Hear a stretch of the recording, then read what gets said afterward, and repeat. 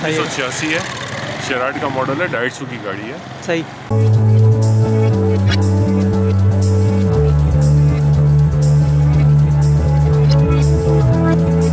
और अल्हम्दुलिल्लाह गाड़ी चलने में बहुत अच्छी है। सही है। एवरेज में क्या लग रहा है आपको?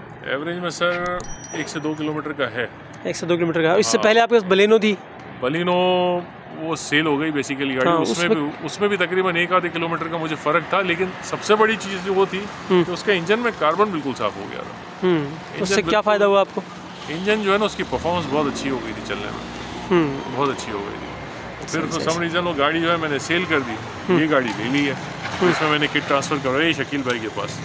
अब उसके ज़रा मेंटेनेंस का इशू है, करवाने के बाद वो कर देंगे, चलाएंगे। सही। काफ़ी पुरानी है ना, किट भी आपकी बहुत अर्सा हो गया लगेगी माशाल्लाह। काफ़ी टाइम हो गया।